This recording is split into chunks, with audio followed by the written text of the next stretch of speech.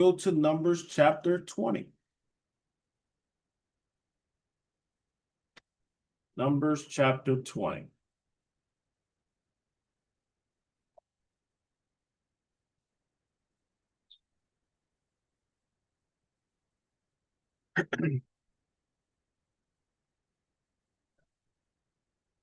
All right, so I don't really need to recap last week, as it's not like a continuation per se to this chapter. All right, so we won't uh, continue from, we'll do a recap from chapter 19. Right, so we'll jump right into chapter 20, and I think we'll just do that chapter, and that'll be it.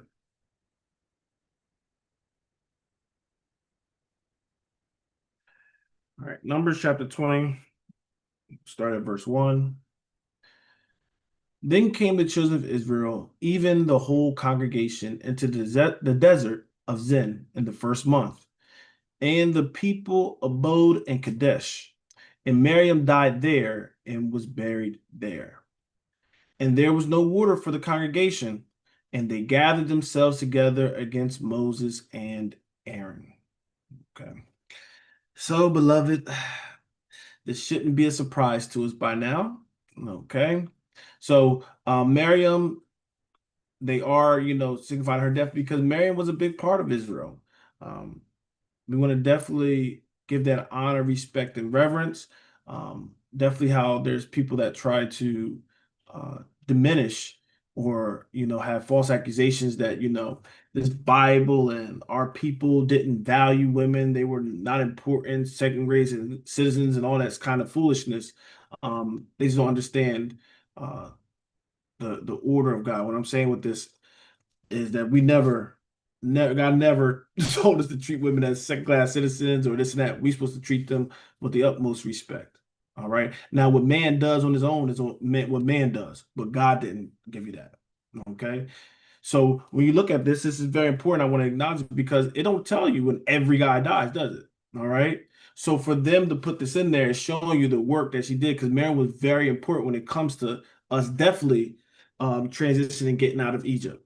Okay. Yes, she had that moment where she spoke against, Moses and God, redirected her, well as her brother. But we don't take away the good that she did. All right. Because we have a definitely in a society got like almost a cancel culture, right?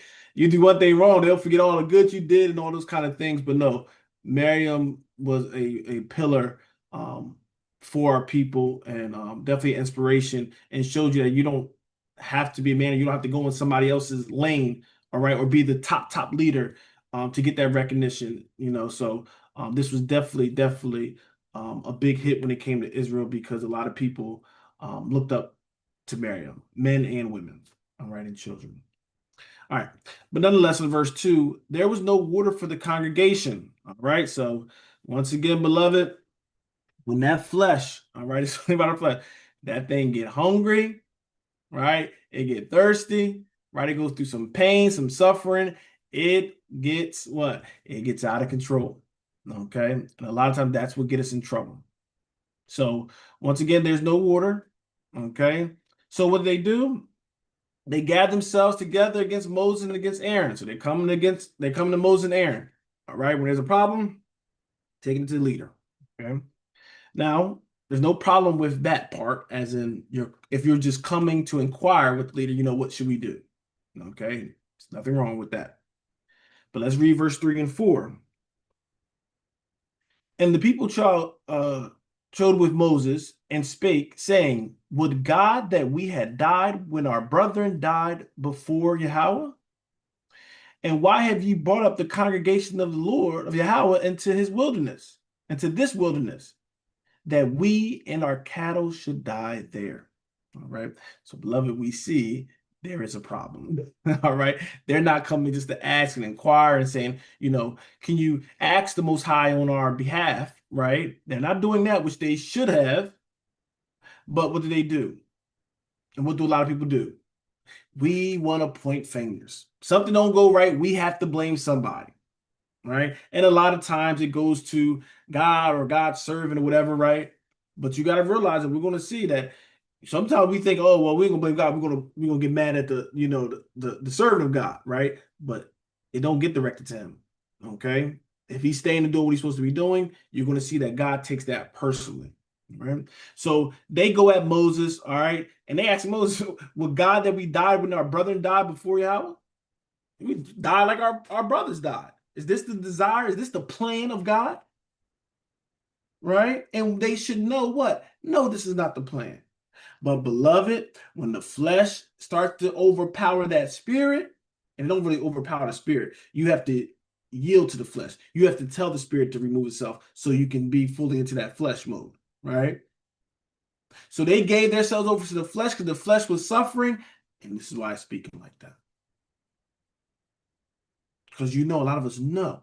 See, when we sober minded, we know. No, God's in control, right? Whole world's in his hands. God gives, he takes away. We know those things when we are in our right mind. But when we don't submit to the Holy Spirit, these are the kind of accusations. These are the kind of claims and stuff. And, coming aggressive. This is what happens because this flesh does not like to go through anything, beloved. All right? It ain't like our flesh is different. Moses' flesh and everybody, righteous men and women flesh. No, they got the same flesh. They have the same thing. The one thing that's different is what? They let that spirit override that flesh. And that's what we got to make that choice. Is our spirit going to override the flesh? That spirit that's in us, override that flesh? Or we're going to tell that spirit, move to the side. I'm going to let the flesh lead and guide me. Okay? And at verse 4, and why have ye brought up the congregation of Yahweh into this wilderness? Moses, why did you bring us here? You see how they're doing this? You was crying to the Lord. He got you delivered to get you out, and now you acting like he just took y'all out. Like we was all good in Egypt. Now you took us out to this wilderness. What was the point of that? So that we could die, us and the cattle could die out here.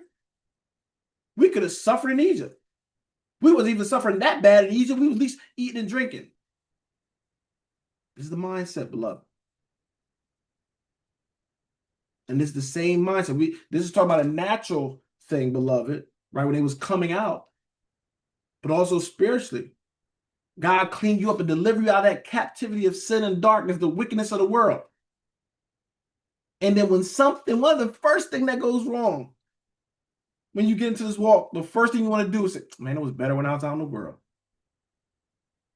At least they say X, Y, Z. There was nothing good out there. It's just an illusion. All right? You don't want to make statements like that because guess who's listening? Most High. We think we only praying when we, get on our knees, close our eyes, and say, Lord, guess what? No, he's going to keep what? He's going to hear all those words we're using. Right? In fact, while we're here, let's go to Ecclesiastes, because we talked about this the other week. All right? And we was talking about the two commandments. Last verse. All right, Ecclesiastes, last chapter, last verse.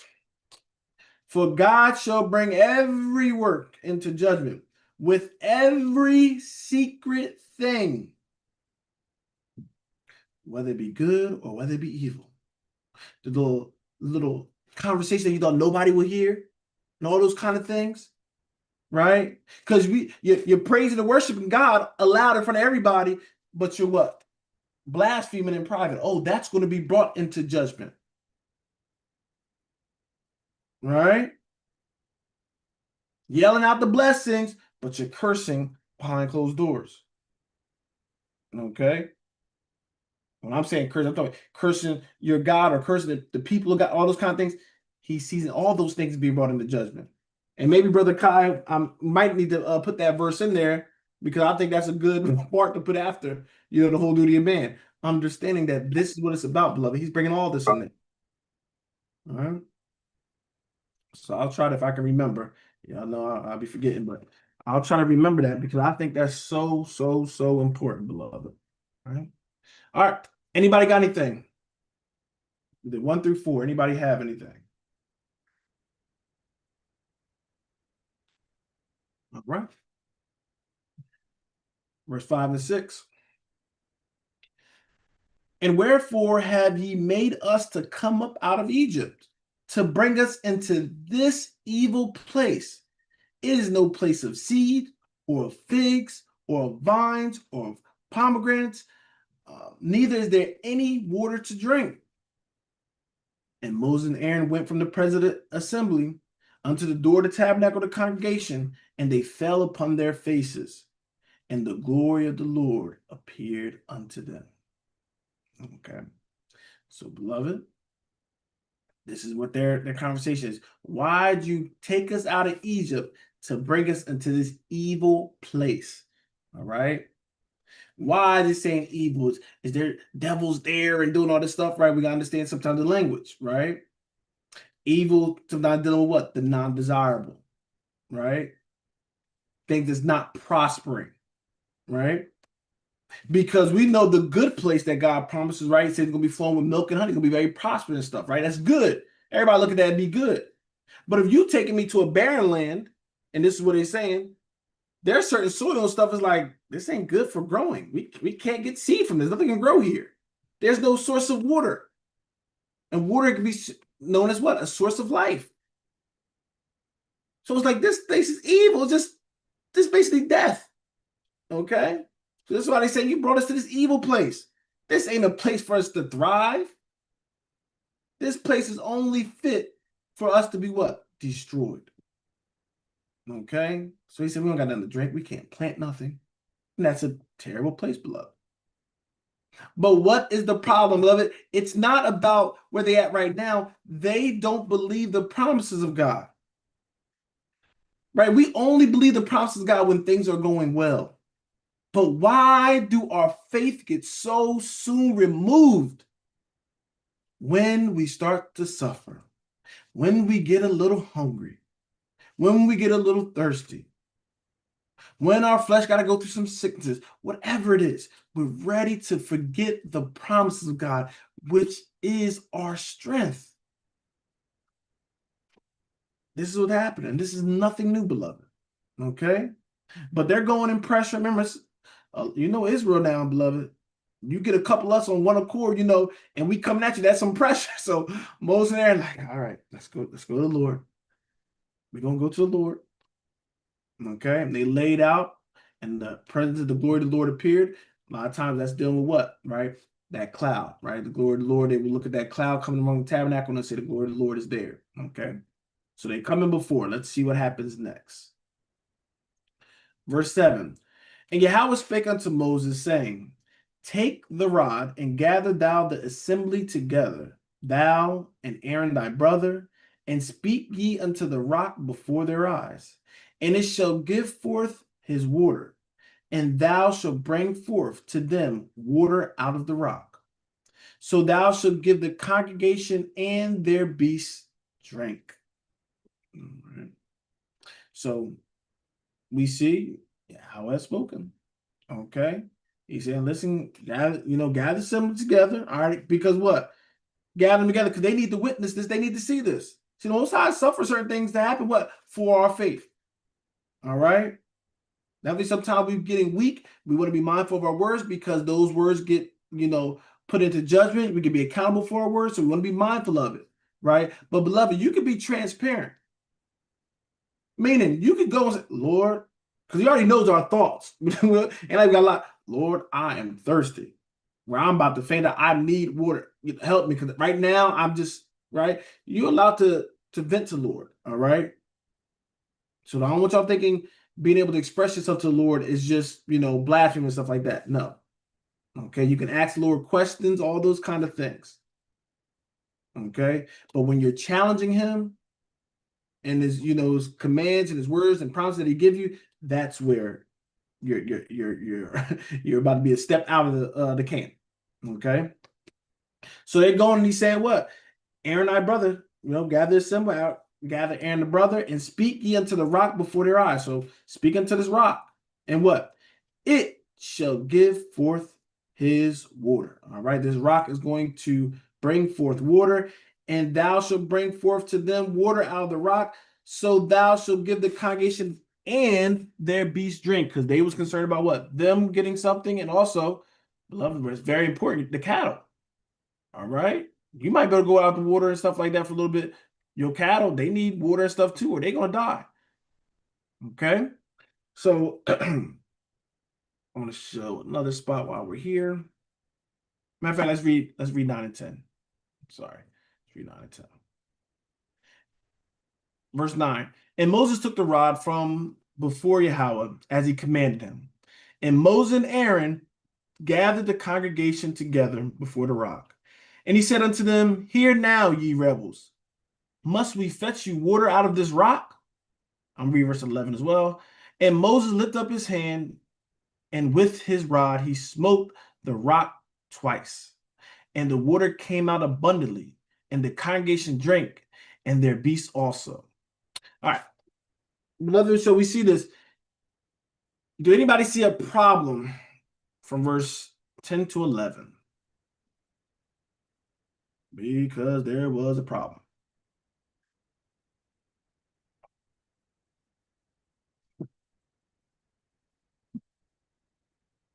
I'll read verse 12 too for you. All right. I'm going to read it from 10 to 12. So listen out. And Moses and Aaron gathered the congregation together before the rock. And he said unto them, Hear now, ye rebels, must we fetch you water out of this rock? And Moses lifted up his hand, and with his rod he smote the rock twice, and the water came out abundantly, and the congregation drank, and their beasts also. And Yahweh spake unto Moses and Aaron, Because ye believe me not to sanctify me in the eyes of Israel. So I'm giving you an answer. Sanctify me in the eyes of the children of Israel. Therefore, ye shall not bring this congregation into the land which I have given them. All right. Did anybody catch what Yahweh was talking about? What is he talking about with Moses? What are you talking about? He sanctified me.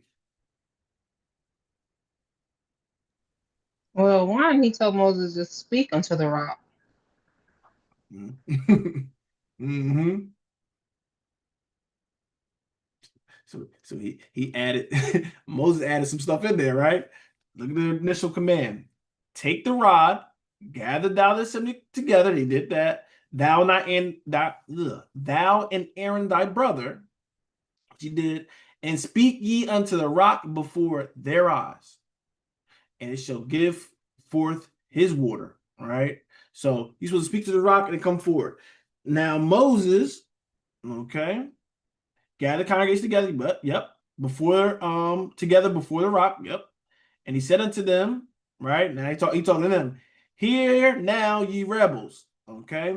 So he's getting on them because they listen, you can push people to a limit. Now, this ain't no excuse for Moses. He's gonna go through it, but Moses has been through a lot.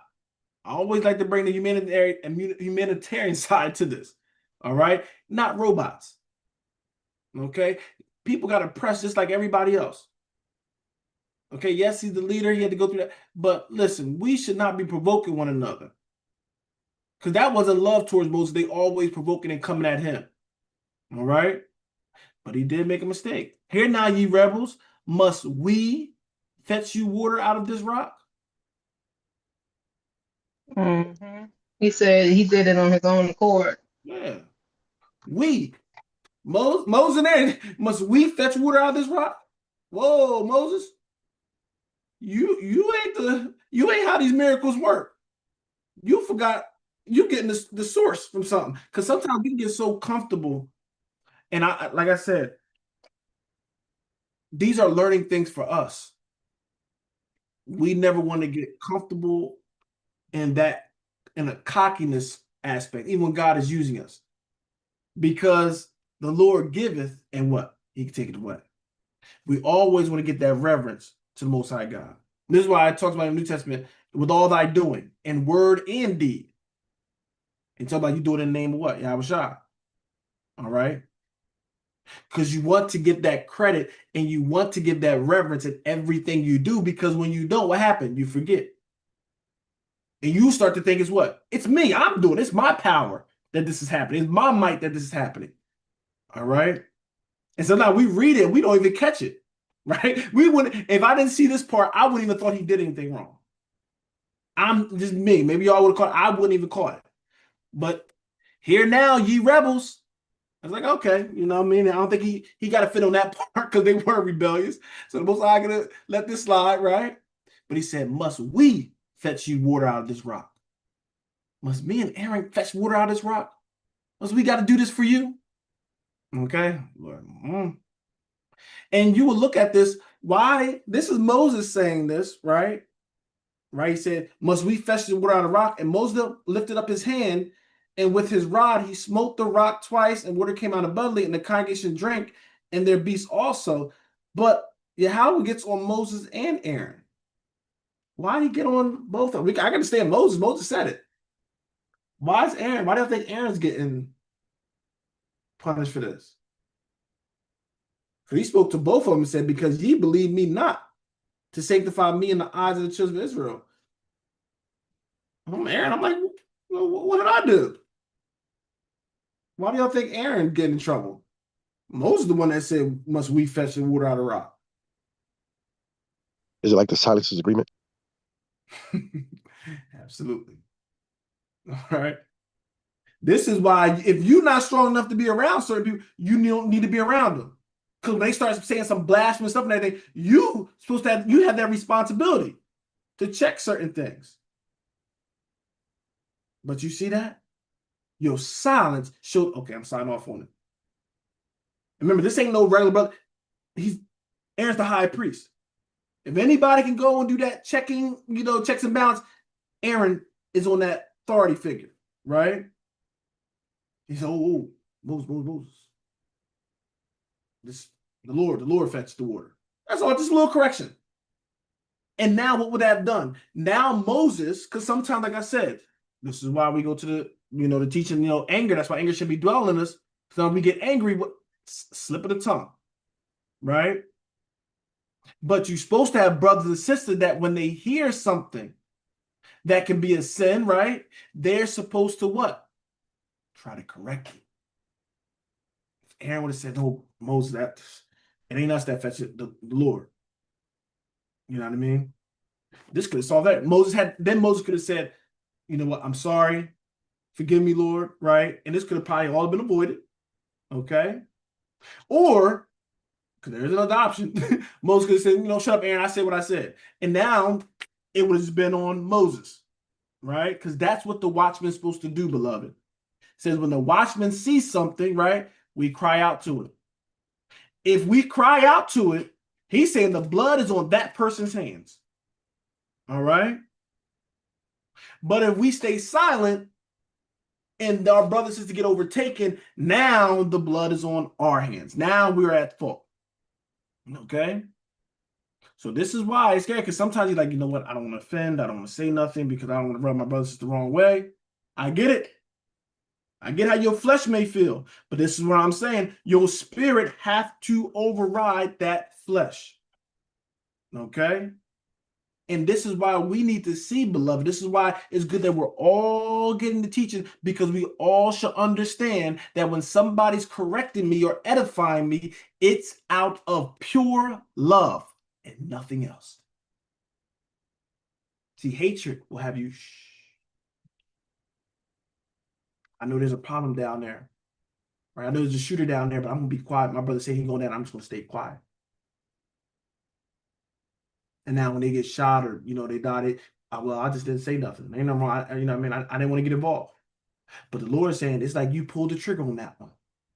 Because you held your bowels of compassion and your bowels of love for your brother and sister. That was the sin. Okay, this is why when Christ comes to the scene, he's making things tighter. I don't know why they talk about this Christianity and I love Christ and all that stuff. You don't understand. He making it worse because he's showing us really what these commandments is about. If you thought, this is one of the things, but I'll be thinking about something. If you thought Moses' thing was hard, they said they couldn't live under what Moses gave them. Christ is way worse. Don't you understand it? Moses, for the most part, you'd be like, oh, well, I didn't grab the gun or stab the person and kill them, so I'm not a murderer. Christ telling you don't have to touch nothing. You just not looking out for them. It's murdering them. And you talk about Moses' law is too hard to keep. You don't know about what Christ was teaching them. You got to have the Holy Ghost. The Holy Spirit got to be in you to keep what Christ is talking about these laws, what he's bringing out, the true intention of the law. This is what I'm saying. People got to know what they're saying, what they're talking about. Moses' law was, well, as long as you ain't sleep with her, it ain't adultery. It's Moses' law, right? Well, you don't teach. Well, I can look at it, I can undress with my eyes and all that stuff, but I'm good. I'm not adulterer. Christ saying you can't even think like that about that sister. If she married, you married. So what's worse? Okay. So this is, beloved, not even scare anything, but just getting us to understand how serious this thing is. Okay. How we would look at it like, man, Moses did all that stuff dealing with these people for so long, and right, he was so long suffering, so patient with them, but it seemed like, dang, he just did this one slip up. All right. Now I want to make it clear. I'm not saying he lost his salvation or anything like that. Absolutely not. Moses, I'm just brother Mike, he got a VIP pass. No, Moses is in there. All right. Don't take it just because a righteous man messed up, righteousness is messed up, that now they lose the kingdom. People like to do that all the time. No. All right. So, but that error has a consequence. All right. So he had a consequence for doing that. But just because there's a consequence from the Lord, don't mean that now you're not righteous. You never can be righteous again or anything like that. We don't want to always equate that, right? Because that could be dangerous and misleading. Okay. As long as you repent, you need to repent though. All right. So must we fetch water out of the rocks? So good, sis, you caught that. Okay. So verse 12, let me read that. And Yahweh spake unto Moses and Aaron, because ye believed me not. So he talked about what? Once again, dealing with faith as well. Because you didn't believe me not, to sanctify. How? To sanctify me in the eyes of the children of Israel. Therefore ye shall not bring this congregation into the land which I have given them. Okay.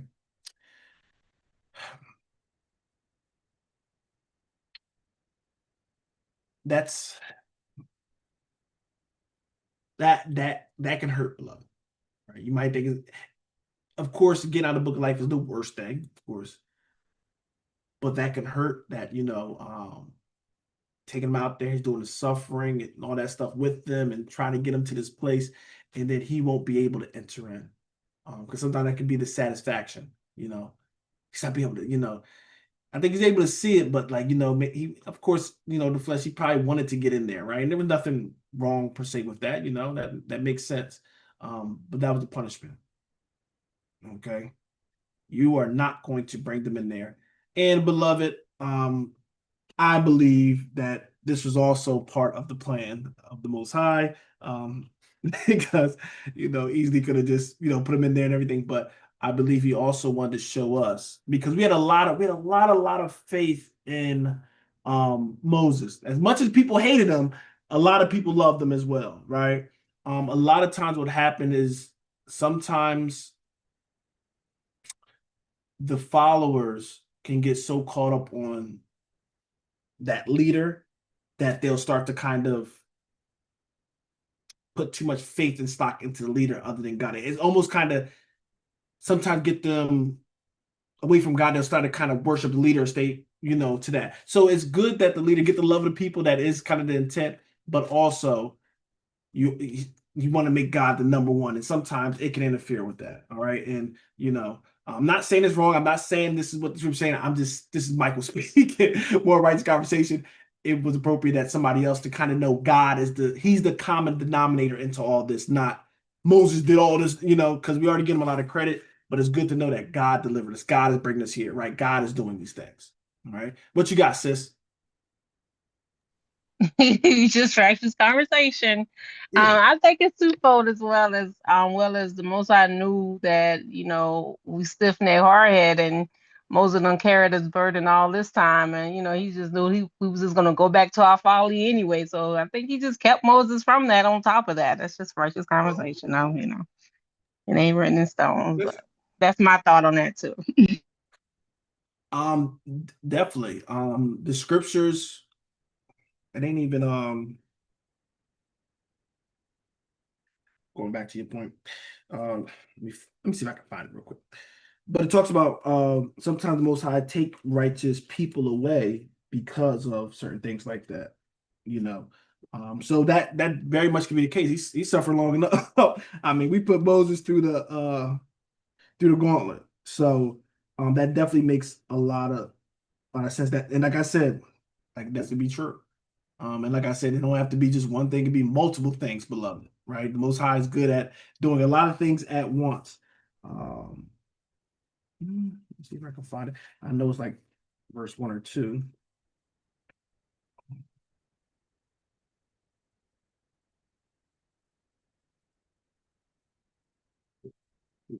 But I like that aspect of it. It could definitely be true. Right. But that was when I was younger. I used to be, man, that I had to be careful. It's my father, like, man, that sucks. He did all that, and God ain't gonna let him just go in there. Um, I was like, that don't seem fair, But I gotta check that because, like I said, I don't know everything that went on as well. All right, but nonetheless, that's I want to say slip of the tongue, but maybe that moment of anger. And beloved, one moment of anger can cost us a lot. That's what we don't realize. That's why we want to teach perfection. All right. When we talk about teaching perfection, it's not that people say, oh, you think no, it ain't about thinking we're perfect. We have to teach perfection because one little slip up can cost us a lot of things. Slip ups cost family, it costs people lives, cost friends, a slip up. Okay. So this is why we want to teach that perfection. And when we take perfection, even if you do mess up, to repent quickly. Definitely things we're conscious of, right? Oh, I knew that was wrong. Let me try to fix that quickly. We don't want to, give it that space. Okay. Because like I said, there's plenty examples. All right, I found it as Psalms. Thought I had it. I think it was like Psalm 70. Let me see. Mhm.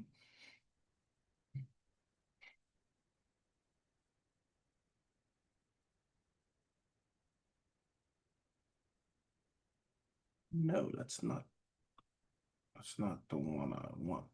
No, no, not Psalms 70. Hold on. 50.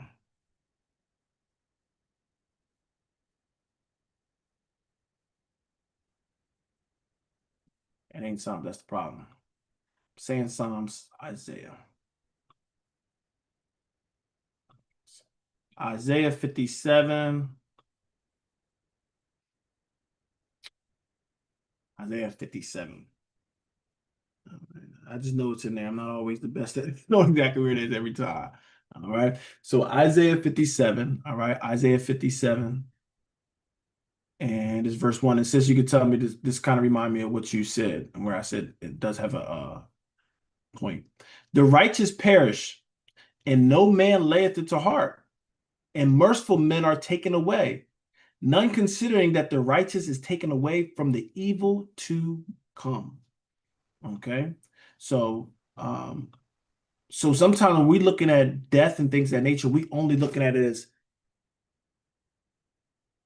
for lack of better words, a selfish point of view, right? Oh, they died. Like, we take a person like, oh, I don't have this, I don't have that joy. And that happens. Definitely people that's impressionable, you're gonna feel that way, right? Not a sin to feel that way. However, sometimes we'll question rights people dying, or maybe they died, we felt earlier than they should have been, all those kind of things. But he's saying, y'all, we don't think about it. We don't put it to heart. We don't consider even merciful men while they're taken away. So some people are taken away young, right? It ain't every righteous person have to be real old. No. Some people are taken away young. Okay. But he said what? None considering that the righteous, listen, is taken away from the evil to come. So sometimes the Most High uses death as mercy. Okay.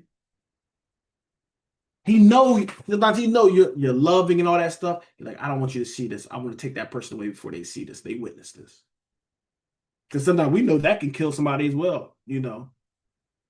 So sometimes most times, you know what? I'm gonna let you avoid that. Maybe he's about to, because sometimes, like I said, when somebody writes and everything that can keep people going, he say, you know what, the wrath gonna come. I want them to show their heart, but let me remove this person. Now they can go through it. So sometimes death is something that he uses, right, as a tool for that righteous or that merciful person to avoid certain things or to see in certain, witnessing certain things. Okay. So Bible does talk about that. All right. Since I'm not sure that you were referencing, but like I said, that's what I thought about.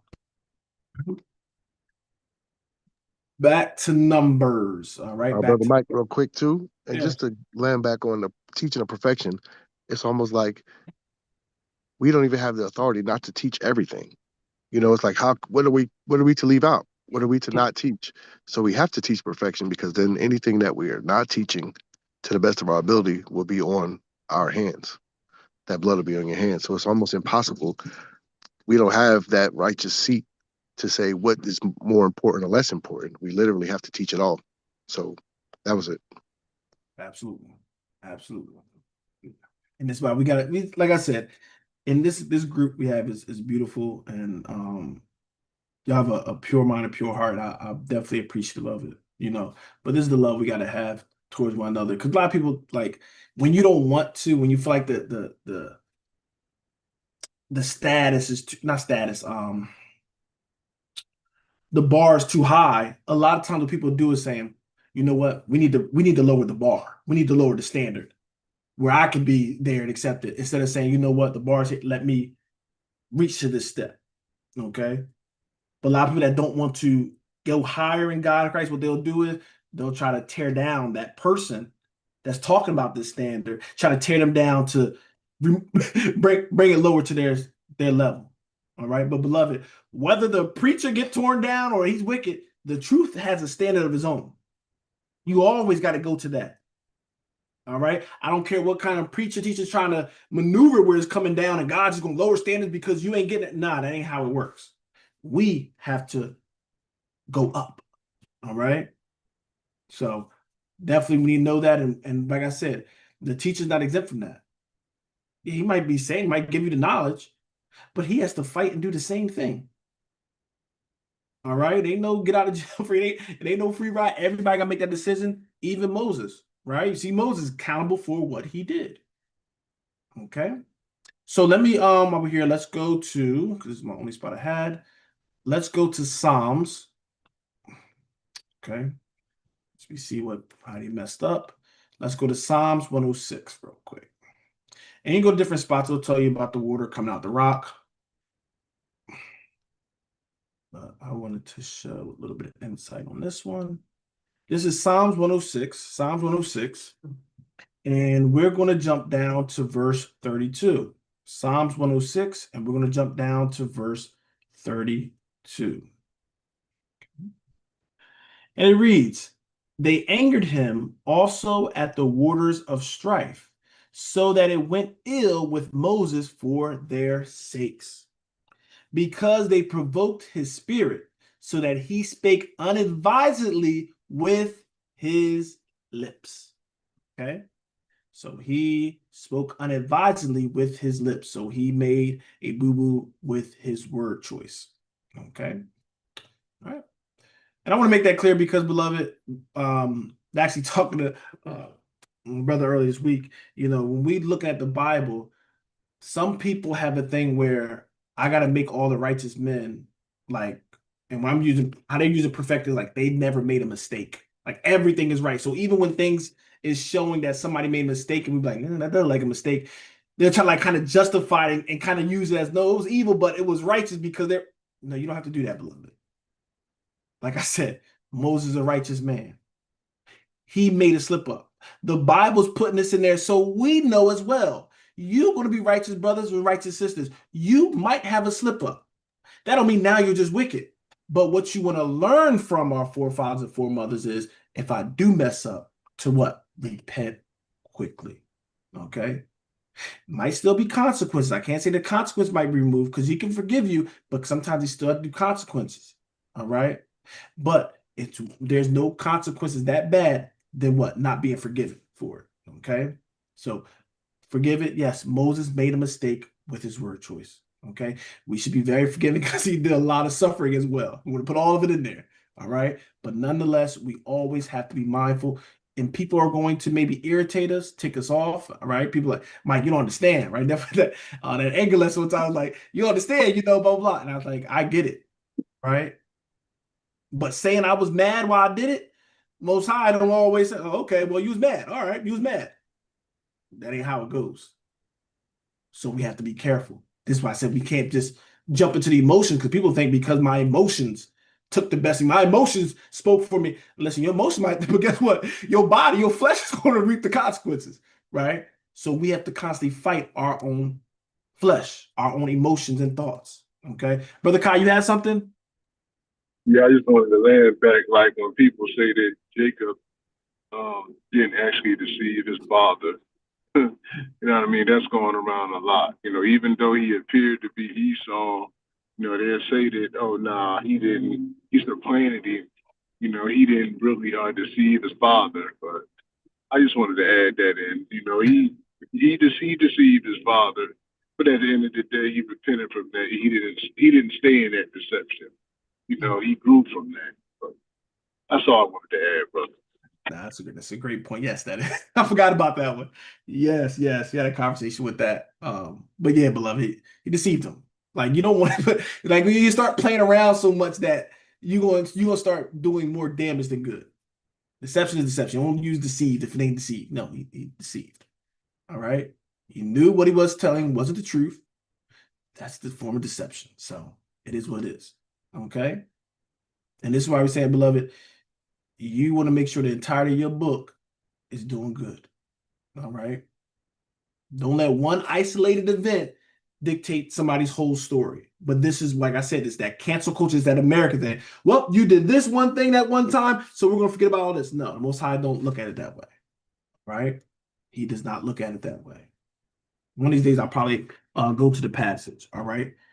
Once you ask for forgiveness and you start doing right, he'll forgive all that other stuff you did. So you don't even have to think about it. Men gonna hold it to you, right? They're gonna always judge you on that past stuff. But the Most High saying, I don't even acknowledge it. It don't exist. All right. That's why we thank God that we serve a God that's so merciful, loving, and understanding. All right. And should motivate us and compel us to serve this God with all our heart, soul, mind, and strength. All right. So great points, brothers. Great points. All right, let's go back to Numbers. All right, Numbers 20. Okay. Numbers chapter 20. And we are now at verse 13. Let's go to verse 13. This is the water of Meribah, because the children of Israel strove with the Lord, and he was sanctified in them. Okay, so remember, they're going against the Lord, and this is where it happened. All right, so we'll give names to certain things, certain events that happen. All right, so sometimes in our culture, we'll have certain names, but other people, they probably won't name it the same thing. All right, so sometimes in history, like, oh, this never existed. Israel, the Bible say it called this name, but that never existed in, maybe Egypt and all this stuff, because we're calling it because this is connected to our forefathers and their history, right? So there's certain things we're going to call and name it, but that don't mean what the other nations is going to name it after that, right? Definitely when they're not following, our stuff. So don't let people trick you on that kind of stuff. All right. So verse 14. And Moses sent messengers from Kadesh unto the king of Edom. Thus saith thy brother Israel, thou knowest all the travail that had befallen us, how our fathers went down into Egypt, and we have dwelt in Egypt a long time. And the Egyptians vexed us and our fathers. Verse 16, I'm going to read that as well. And when we cried unto Yahweh, he heard our voice and sent an angel and have brought us forth out of Egypt. And behold, we are in Kadesh, a city in the uttermost of thy border. Okay. So, beloved, this is one that we look at. Moses is sending this message to Edom. You're going to see exactly why. But how is he acknowledging? He's saying, thus saith thy brother Israel. So that means what? They must have been passing down the history to know that what? Edom there, that's our brother. Okay.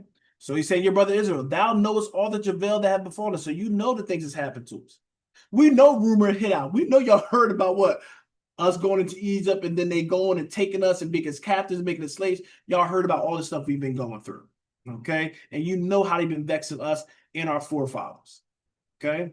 And this is how you're going to compel them, because it's like, listen, we family. You see what we going through, right? You seen the stuff we've been going through. All right. And he says what? Verse 17. Let us pass, I pray thee, through the country. We will not pass through the field. I'm sorry, let me read it again.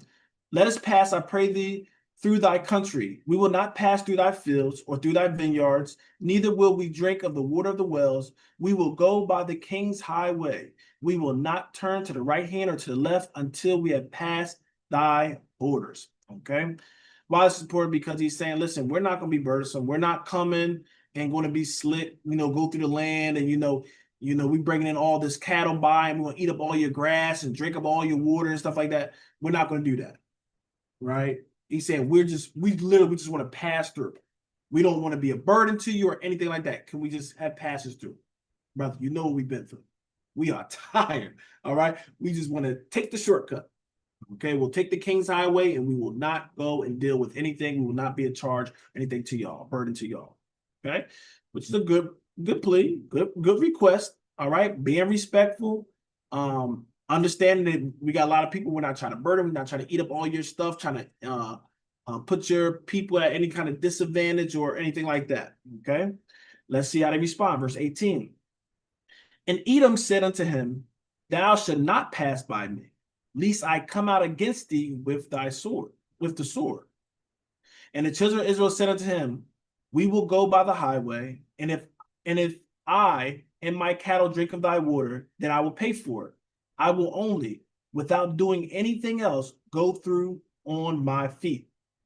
Okay. So Edom, you see, he ain't hear that none of that. Hey, like, listen, you go past me, I'm going to come out with the sword. Basically, it's going to be war. All right. The children of Israel going like, listen, we just want to go our way. If we drink any water or anything like that, we'll pay for the water. So it ain't like no free thing. They ain't like you have to treat us hospitable. Because when you be in hospital, you come in, go ahead, you can drink and do your thing. He's saying, listen, Israel, like we won't even be a burden like that. We will pay for anything we take or we have to use. I won't say take, we use, we'll pay for it. Okay, which is more than hospitable. Verse 20. And he said, thou shalt not go through. And Edom came out against him with much people and with a strong hand. Right. So Edom met him with what? An army. Said, now y'all not coming through here. Okay. So basically, y'all want to go through here? Oh, it's going to be a war. Right. Now, Most High do talk about this event. I don't know exactly where it's at the top of my head, but it does talk about this event. So remember this. In the future, we'll probably go back to see where it is, because they rejected their brothers when they was in need. Okay. Once again, we're supposed to be thinking about that, right? You're supposed to do good. Definitely to the blessed, right? Israel. You do good. It's a blessing to bless Israel. But if you curse them doing wrong, there's a curse that comes about it. So, beloved, this is where, talk about blessing and cursing. People think cursing is curse somebody out. No. You're going to treat them bad. Your brother's starving, hungry, been through all this stuff, been through, as they say, hell and high water, right? They're going through all this. And then they're trying to come through, and they're saying, we're not even going to touch anything. Because, sometimes you want to invite people over, man. If I invite them over now, I gotta lose a portion of stuff I have. Now I got to share my food, all this stuff. I'm going to be at a disadvantage. They went and said, listen, we won't touch that. Or, okay, if we go through there, we'll pay for anything. So y'all can actually, they really could have just pushed the prices up, beloved. Yeah, we let you come through. Water going to be more expensive. They shouldn't think like that, but they could have even did that. But it had to be a hatred they had, that you wouldn't deal with your brothers like that. Okay. And I don't know if the scriptures talk about maybe the reason or anything behind it. Other than they have a bad spirit kind of came on them. Maybe when you talk about history, some people look at history and they'll get their own interpretations or, motivations from it. Maybe they heard about the story of, Jacob and Esau and saying, you know what? We supposed to be the blessed. We supposed to be getting this. Maybe they're that's what I can think of. But I don't know if that's something different, but that could have been very much. People look at history and you can get two different interpretations. Like, man, this is what was told, you know what I mean? But nah, they tricked my great grandpa. And nah, I'm, you know what I mean? And they just wait for the opportunity. Oh, they need us? Okay. You know what I mean? You gonna trick him for his birthright and do all this stuff? Yeah, I heard that story, but I don't believe it. I think y'all stole this from him. And now we want to have a reason to go get y'all. You know what I mean? So that could have probably been the motivate. Listen, this is Brother Michael saying, all right. I'm not saying it says exactly, but I'm guessing to have this kind of animosity, because I'm sure people, it's very custom that people might come through and stuff. And you could have had your army escort them through there, right? If you really was worried about anything, but you know, it seemed like there was some kind of malice in there for them, how they responded to them. Okay. Anybody got anything before we keep going? Always want to make it clear what I'm saying, so nobody, you know, go out and just say this, you know. I'm gonna let you know when it's me and when it's the scriptures. All right. We can keep going. We can keep going. Verse 21. Thus Edom refused to give Israel passage through his border. Wherefore Israel turned away from him. So we desire not to, we didn't fight to them. We didn't fight him and anything like that. And that was good. You know, we could have fought him, and Lord's will, we could even, you know, maybe destroy them, but at the same time, that wasn't, you know, kindness as well, right? And this is also showing don't treat evil with evil. They came, we was in need, they're coming in with an evil intent to us, but that don't always give us the right to give an evil intent back to them. We let it go, we're gonna do our thing, but guess what? Just because we forgive don't mean what? The Lord didn't see what happened. This is what I'm talking about, vengeance is his. Oh, because Edom get some reaping for how they treated us. All right. But this is where I'm saying now we would have went and started fighting against them out of because our feelings got hurt. Now we would have been caught up in it. Right. But since we left it alone, you know, the Most High can intervene. All right. Verse 22. And the children of Israel, even the whole congregation, journeyed from Kadesh and came in unto Mount Hor. And Yahweh spake unto Moses and Aaron in Mount Hor by the coast of the land of Edom, saying, Aaron shall be gathered unto his people. For he shall not enter into the land which I have given unto the children of Israel, because ye rebelled against my word at the water of Meribah. Okay, so basically saying Aaron ain't going to make it here. All right, let him, you know, go to the people and all that stuff, probably do farewells, but he's not going to make it in there because of that incident that happened. Okay, verse 25. And Aaron and Eleazar his son, and bring them up unto Mount Hor. I'm sorry, take Aaron and Eleazar his son, and bring them up unto Mount Hor. And strip Aaron of his garments, and put them upon Eleazar his son, and Aaron shall be gathered unto his people, and shall die there. Okay, so Aaron's going to die, but how you do it is, but you want to pass this stuff off. So he wasn't going to have them without, you know, the high priest. So he gave it to his son. All right, his son's going to take over now. Aaron can go, and that's how you kind of want to have it. You want to have your, you know, stuff in order. So this is how he did it. Okay. Verse 27. And Moses did as Yahweh commanded, and they went up into Mount Hor in the sight of all the congregation. And Moses stripped Aaron of his garment and put them upon Eleazar his son. And Aaron died there in the top of the mount. And Moses and Eleazar came down from the mount. All right. So the whole congregation needed to see it so they can see also the transferring, okay, the transferring of power, transferring of authority, high priest to high priest. Why is this also important, beloved? Because didn't we just read how they were questioning, you know, the Lord choosing, you know, Aaron and Moses and all that kind of stuff? Remember that whole rebellious thing? So it was good to see what Moses showing you is going to him. So we all know this is the Lord's doing. Okay. So also that should hopefully been able to appease the congregation seeing this this transition. Okay. We want to do that. We want to prepare our houses, you know, on a micro scale, beloved. We should be preparing our houses for, you know, we're not gonna live forever, right? We want to prepare for the departure, and you know, if there's things that need to be transferred over, you do that. You know, this is where you get the whole, you know, inheritance or wills and trust and stuff like that. You know, pass certain things down, but spiritually the same thing. Okay. Verse 29. And when all the congregation saw that Aaron was dead, they mourned for Aaron 30 days, even all the house of Israel. Okay. So, of course, this is a big hit. Okay, lost Miriam. Now they're losing Aaron. Okay, And of course, we would mourn. I don't know where they got the 30 days from. I know there's certain, well, no, I'm not even going to that. But yes, so they mourned basically a whole month for our brother Aaron. Okay. So we see that what? It's almost, this brother Michael, almost like out, almost that transition, right? They're losing basically the three that they kind of said got him out, delivered them, from Egypt, the Moses, Aaron, and Miriam. And we see that what? As they transition in to this, this promised land, they don't have the same ones there. All right. So this is happening. All right. And this was, of course, the will of the Lord for this to be done. Okay. But this does not mean Aaron is wicked or evil or anything like that. This was strictly because of what happened there. And I love sometimes the Bible will tell you exactly where it happened.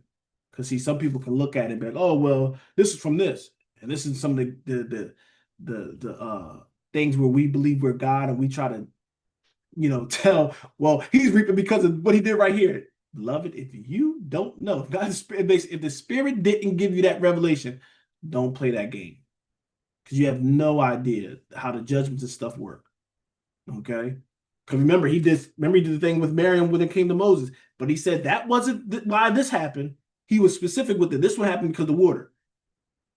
But this is written down, and of course, this is hindsight that the Spirit giving us this information. But some people could have probably been, oh, he's reaping because of that. And guess what? You making that judgment, being wrong, now you can find yourself in trouble because you misjudged the situation. And you put what?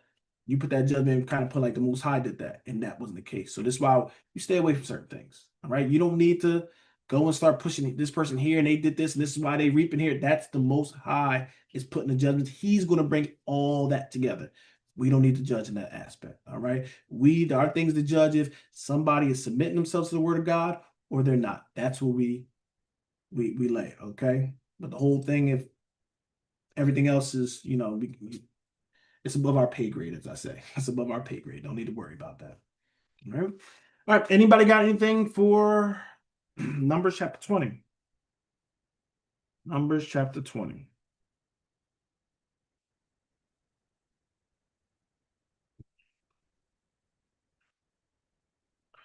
All right. Be good. Be good. Be good.